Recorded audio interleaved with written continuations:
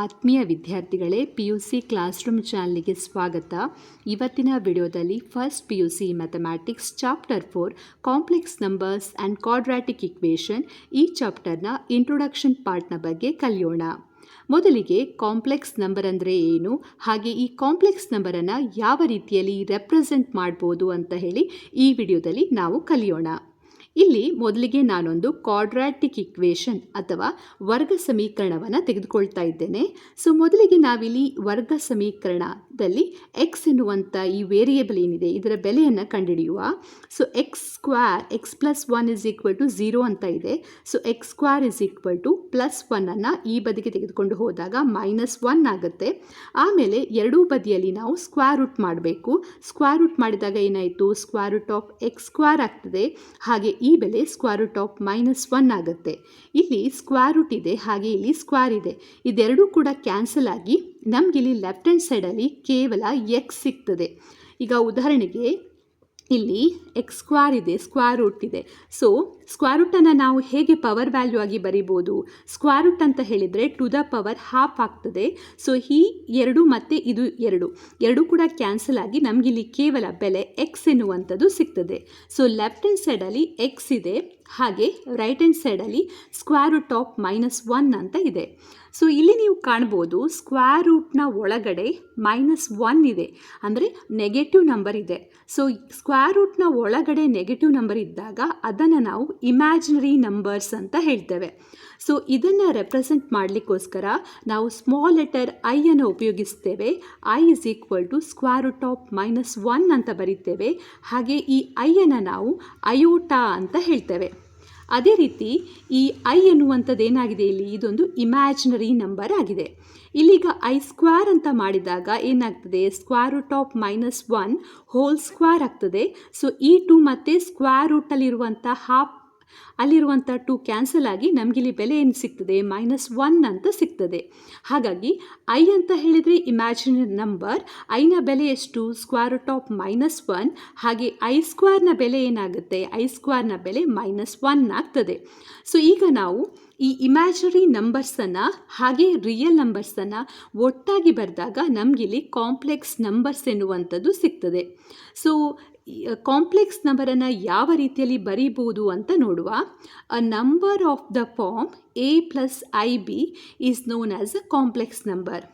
ಇಲ್ಲಿ a ಮತ್ತು b ಎನ್ನುವಂಥದ್ದು ಏನಾಗಿದೆ, a ಮತ್ತು b ಎನ್ನುವಂಥದ್ದು ಇಲ್ಲಿ ರಿಯಲ್ ನಂಬರ್ಸ್ ಆಗಿದೆ. ರಿಯಲ್ ನಂಬರ್ಸ್ ಅಂತ ಹೇಳಿದರೆ ಇದರಲ್ಲಿ natural numbers, integers, hole numbers, rational numbers ಇದೆಲ್ಲವೂ ಕೂಡ ಬರ್ತದೆ. ಕನ್ನಡದಲ್ಲಿ ನಾವಿದನ್ನು ವಾಸ್ತವ ಸಂಖ್ಯೆಗಳು ಅಂತ ಹೇಳ್ತೇವೆ. ಈ ವಾಸ್ತವ ಸಂಖ್ಯೆಗಳಲ್ಲಿ ಸ್ವಾಭಾವಿಕ ಸಂಖ್ಯೆಗಳು, ಪೂರ್ಣಾಂಕಗಳು, ಪೂರ್ಣ ಸಂಖ್ಯೆಗಳು, ಭಾಗಲಬ್ಧ ಸಂಖ್ಯೆಗಳು, ಅಭಾಗಲಬ್ಧ ಸಂಖ್ಯೆಗಳು ಇವೆಲ್ಲವೂ ಕೂಡ ಈ ರಿಯಲ್ ನಂಬರ್ಸಲ್ಲಿ ಬರ್ತದೆ. ಸೊ ಇಲ್ಲಿ a + ib ಅಂತ ಇದೆ. a ಮತ್ತು b ಎನ್ನುವಂಥದ್ದು ಏನಾಗಿದೆ, ರಿಯಲ್ ನಂಬರ್ಸ್ ಆಗಿದೆ. ಹಾಗೆ ಇಲ್ಲಿ ಐ ಎನ್ನುವಂಥದ್ದು ಇಮ್ಯಾಜಿನರಿ ನಂಬರ್ ಆಗಿದೆ. ಸೊ ಈ ರೀತಿಯಲ್ಲಿ ನಾವು ಕಾಂಪ್ಲೆಕ್ಸ್ ನಂಬರನ್ನು ಬರೀಬೋದು, a + ib. ಸೊ ಇಲ್ಲಿ ಎಯನ್ನು ನಾವೇನೇ ಹೇಳ್ತೇವೆ, ರಿಯಲ್ ಪಾರ್ಟ್ ಅಂತ ಹೇಳ್ತೇವೆ. ಹಾಗೆ ಇಲ್ಲಿ ಎಡಬದಿಯಲ್ಲಿ ಮೊದಲಿಗೆ ಇರುವಂಥ ಈ ಭಾಗವನ್ನು ರಿಯಲ್ ಪಾರ್ಟ್ ಅಂತ ಹೇಳ್ತೇವೆ. ಇದನ್ನು ಡಿನೋಟ್ ಮಾಡಲಿಕ್ಕೋಸ್ಕರ ನಾವು REZ ಅನ್ನು ಉಪಯೋಗಿಸ್ತೇವೆ, ಅಥವಾ RE ಅಂತ ಉಪಯೋಗಿಸ್ಬೋದು. ಹಾಗೆ ಇಲ್ಲಿರುವಂಥ ಈ ಬಿ ಏನಿದೆ ಇದನ್ನು ನಾವು ಇಲ್ಲಿರುವಂಥ ಈ ಭಾಗವನ್ನು ನಾವು ಇಮ್ಯಾಜಿನರಿ ಪಾರ್ಟ್ ಅಂತ ಹೇಳ್ತೇವೆ. ಯಾಕೆಂದರೆ ಇಲ್ಲಿ ಐ ಜೊತೆ ಈ ರಿಯಲ್ ನಂಬರನ್ನು ಬರೆದಿದ್ದೇವೆ. ಸೊ ಹಾಗಾಗಿ ಇದನ್ನು ಇಮ್ಯಾಜಿನರಿ ಪಾರ್ಟ್ ಅಂತ ಹೇಳ್ತೇವೆ. ಹಾಗೆ ಈ ಇಮ್ಯಾಜಿನರಿ ಪಾರ್ಟನ್ನು ಡಿನೋಟ್ ಮಾಡಲಿಕ್ಕೋಸ್ಕರ IM ಅಥವಾ IMZ ಅನ್ನು ನಾವು ಉಪಯೋಗಿಸ್ತೇವೆ. ಈಗ ಕೆಲವೊಂದು ಉದಾಹರಣೆ ಅಥವಾ ಎಕ್ಸಾಂಪಲ್ಗಳನ್ನು ತೆಗೆದುಕೊಳ್ಳುವ. ಸೊ ಮೊದಲಿಗೆ 4 + I7 ಅಂತ ಇದೆ. ಸೊ ಇಲ್ಲಿ 4 ಮತ್ತು 7 ಎನ್ನುವಂಥದ್ದು ಏನಾಗಿದೆ, ರಿಯಲ್ ನಂಬರ್ಸ್ಗಳಾಗಿವೆ. ಹಾಗೆ ಈ 4ಅನ್ನು ನಾವು ರಿಯಲ್ ಪಾರ್ಟ್ ಅಂತ ಹೇಳ್ತೇವೆ. ಹಾಗೆ ಇಲ್ಲಿರುವಂಥ ಈ ಬೆಲೆಗಳನ್ನು ನಾವು ಇಮ್ಯಾಜಿನರಿ ಪಾರ್ಟ್ ಅಂತ ಹೇಳ್ತೇವೆ. ಸೊ ಈ ರೀತಿಯಲ್ಲಿ ಕಾಂಪ್ಲೆಕ್ಸ್ ನಂಬರಲ್ಲಿ 2 ಭಾಗಗಳಿರ್ತವೆ, ರಿಯಲ್ ಪಾರ್ಟ್ ಮತ್ತು ಇಮ್ಯಾಜಿನರಿ ಪಾರ್ಟ್. ಹಾಗೆ ಇಲ್ಲಿರುವಂಥ ಸಂಖ್ಯೆಗಳು ಏನಾಗಿರ್ತವೆ, 4 ಮತ್ತು 7 ಇಲ್ಲಿ ಏನಾಗಿದೆ, ಇದೊಂದು ಇಂಟೀಜರ್ ಆಗಿದೆ. ಅಥವಾ ಇಂಟೀಜರ್ ಅಂತ ಹೇಳಿದರೆ ಅದು ಯಾವ ಗಣದಲ್ಲಿ ಬರ್ತದೆ, ರಿಯಲ್ ನಂಬರ್ಸಲ್ಲಿ ಬರ್ತದೆ. ಸೊ 4 ಮತ್ತು 7 ಇಲ್ಲಿ ರಿಯಲ್ ನಂಬರ್ಸ್ ಆಗಿದೆ. ಅದೇ ರೀತಿ ಬೇರೆ ಬೇರೆ ರೀತಿಯ ಎಕ್ಸಾಂಪಲ್ಗಳನ್ನು ತೆಗೆದುಕೊಳ್ಳುವ. 2 - I 9 ಅಂತ ಇದೆ. ಇಲ್ಲಿ ಕೂಡ ಇದು ರಿಯಲ್ ಪಾರ್ಟ್ ಹಾಗೆ ಇದು ಇಮ್ಯಾಜಿನರಿ ಪಾರ್ಟ್. 2 ಮತ್ತು 9 ಏನಾಗಿದೆ ಇಲ್ಲಿ ವಾಸ್ತವ ಸಂಖ್ಯೆಗಳು ಅಥವಾ ರಿಯಲ್ ನಂಬರ್ಸ್ ಆಗಿದೆ. ಅದೇ ರೀತಿ 3 + 6 I ಅಂತ ತೆಗೆದುಕೊಳ್ತಾ ಇದ್ದೇನೆ. ಇಲ್ಲಿ ಐಯನ್ನು ನಾವು ಈ ಸೈಡಲ್ಲೂ ಬರೀಬೋದು ಅಥವಾ ಈ ಸೈಡಲ್ಲೂ ಬರೀಬೋದು. ಆದರೆ ಜನರಲ್ ಫಾರ್ಮ್ ಅಂತ ಹೇಳುವಾಗ A + IB ಅಂತ ಬರೀತೇವೆ. ಹಾಗಾಗಿ I ಎನ್ನುವಂಥದ್ದು ಹೆಚ್ಚಾಗಿ ಈ ಬಲಬದಿಯಲ್ಲಿರುವಂಥ ಬೆಲೆಯ ಎಡಬದಿಯಲ್ಲಿ ಇರ್ತದೆ. ಸೊ ಇದು ಕಾಂಪ್ಲೆಕ್ಸ್ ನಂಬರನ್ನು ಬರೆಯುವಂಥ ರೀತಿ. ನಂತರ ಈಕ್ವಾಲಿಟಿ ಆಫ್ ಕಾಂಪ್ಲೆಕ್ಸ್ ನಂಬರ್ಸ್ ಅಂತ ಇದೆ. ಅಂದರೆ 2 ಕಾಂಪ್ಲೆಕ್ಸ್ ನಂಬರ್ಸ್ಗಳನ್ನು ನಿಮಗೆ ಕೊಟ್ಟಾಗ ಅದು ಈಕ್ವಲ್ ಆಗಿದೆಯಾ ಇಲ್ವಾ ಅಂತ ನೀವು ಯಾವ ಬೇಸಿಸಲ್ಲಿ ಹೇಳ್ಬೋದು ಅಂತೇಳಿ. So 2 complex numbers are equal when real and imaginary parts R equal. ಈಗ ಉದಾಹರಣೆಗೆ Z1 = A + IB ಎನ್ನುವಂಥದ್ದು ಒಂದು ಕಾಂಪ್ಲೆಕ್ಸ್ ನಂಬರ್ ಇದೆ.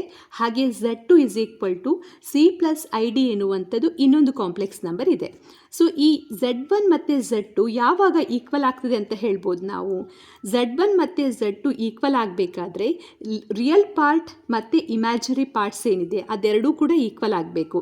ಸೊ ಇಲ್ಲಿ ಈ ಕಾಂಪ್ಲೆಕ್ಸ್ ನಂಬರ್ನ ರಿಯಲ್ ಪಾರ್ಟ್ ಯಾವುದು A, ಹಾಗೆ ಈ ಕಾಂಪ್ಲೆಕ್ಸ್ ನಂಬರ್ನ ರಿಯಲ್ ಪಾರ್ಟ್ ಯಾವುದು C ಆಗಿದೆ. ಸೊ ಹಾಗಾಗಿ ನಾವಿಲ್ಲಿ A = C ಅಂತ ನಮಗೆ ಸಿಗಬೇಕು.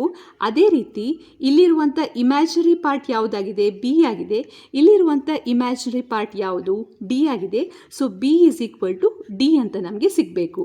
ಸೊ ಎಯ ಬೆಲೆ Cಗೆ ಸಮವಾಗಿರಬೇಕು, ಹಾಗೆ Bಯ ಬೆಲೆ Dಗೆ ಸಮವಾದಾಗ ನಾವಿಲ್ಲಿ ಈ ಎರಡೂ ಕಾಂಪ್ಲೆಕ್ಸ್ ನಂಬರ್ಸ್ಗಳನ್ನು ಈಕ್ವಲ್ ಆಗಿದೆ ಅಂತ ಹೇಳ್ಬೋದು.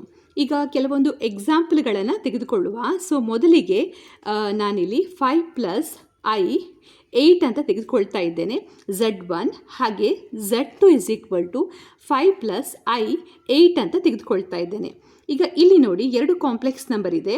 ಇಲ್ಲಿ ಇದು A ಮೊದಲ ರಿಯಲ್ ಪಾರ್ಟ್, ಮೊದಲ ಕಾಂಪ್ಲೆಕ್ಸ್ ನಂಬರ್ನ ರಿಯಲ್ ಪಾರ್ಟ್, ಹಾಗೆ ಎರಡನೇ ಕಾಂಪ್ಲೆಕ್ಸ್ ನಂಬರ್ನ ರಿಯಲ್ ಪಾರ್ಟ್ ಇದು. ಸೊ ಇದು ಮತ್ತು ಇದು ಬೆಲೆ ಈಕ್ವಲ್ ಆಗಿದೆ. ಅದೇ ರೀತಿ ಇಮ್ಯಾಜಿನರಿ ಪಾರ್ಟ್, ಮೊದಲ ಕಾಂಪ್ಲೆಕ್ಸ್ ನಂಬರ್ನ ಇಮ್ಯಾಜಿನರಿ ಪಾರ್ಟಲ್ಲಿ ಏನಿದೆ 8 ಇದೆ. ಎರಡನೇ ಕಾಂಪ್ಲೆಕ್ಸ್ ನಂಬರ್ನ ಇಮ್ಯಾಜಿನರಿ ಪಾರ್ಟಲ್ಲಿ ಕೂಡ 8 ಇದೆ. ಸೊ A = C ಆಗಿದೆ, ಹಾಗೆ B = D ಆಗಿದೆ. ರಿಯಲ್ ಪಾರ್ಟ್ಸ್ ಕೂಡ ಈಕ್ವಲ್ ಆಗಿದೆ. ಅದೇ ರೀತಿ ಇಮ್ಯಾಜಿನರಿ ಪಾರ್ಟ್ಸ್ ಕೂಡ ಈಕ್ವಲ್ ಆಗಿದೆ. ಹಾಗಾಗಿ ನಾವಿಲ್ಲಿ ಏನು ಹೇಳ್ಬೋದು, Z1 = Z2 ಅಂತ ಹೇಳ್ಬೋದು. ಈಗ ಇನ್ನೊಂದು ಉದಾಹರಣೆಯನ್ನು ತೆಗೆದುಕೊಳ್ಳುವ. ಈಗ 3 + I 7 ಅಂತ ತೆಗೆದುಕೊಳ್ತಾ ಇದ್ದೇನೆ ಒಂದು ಕಾಂಪ್ಲೆಕ್ಸ್ ನಂಬರನ್ನು. ಹಾಗೆ ಇನ್ನೊಂದು ಕಾಂಪ್ಲೆಕ್ಸ್ ನಂಬರನ್ನು 3 + I 9 ಅಂತ ತೆಗೆದುಕೊಳ್ತಾ ಇದ್ದೇನೆ. ಇಲ್ಲಿ ಈಗ ನೀವು ಗಮನಿಸಿದರೆ ಮೊದಲನೇ ಕಾಂಪ್ಲೆಕ್ಸ್ ನಂಬರಲ್ಲಿರುವಂಥ ರಿಯಲ್ ಪಾರ್ಟ್ ಏನು 3 ಆಗಿದೆ. ಹಾಗೆ ಎರಡನೇ ಕಾಂಪ್ಲೆಕ್ಸ್ ನಂಬರಲ್ಲಿ ರಿಯಲ್ ಪಾರ್ಟ್ 3 ಇದೆ. ಅಂದರೆ A = C ಆಗಿದೆ. ಅದೇ ರೀತಿ ಮೊದಲನೇ ಕಾಂಪ್ಲೆಕ್ಸ್ ನಂಬರಲ್ಲಿ ಇಮ್ಯಾಜಿನರಿ ಪಾರ್ಟ್ 7 ಇದೆ. ಹಾಗೆ ಇಲ್ಲಿರುವಂಥ ಇಮ್ಯಾಜಿನರಿ ಪಾರ್ಟ್ ಏನಾಗಿದೆ 9 ಆಗಿದೆ. ಅಂದರೆ ಇಲ್ಲಿ A = C ಆಗಿದೆ, ಆದರೆ B ≠ D ಆಗಿದೆ. ಈ ಇಮ್ಯಾಜಿನರಿ ಪಾರ್ಟಲ್ಲಿರುವಂಥ ವ್ಯಾಲ್ಯೂಸ್ಗಳು ಇಲ್ಲಿ ಈಕ್ವಲ್ ಆಗಿಲ್ಲ. ಹಾಗಾಗಿ ನಾವಿಲ್ಲಿ Z1 ≠ Z2 ಅಂತ ಹೇಳ್ತೇವೆ. ಈ ಎರಡು ಕಾಂಪ್ಲೆಕ್ಸ್ ನಂಬರ್ಗಳು ಈಕ್ವಲ್ ಆಗಿಲ್ಲ.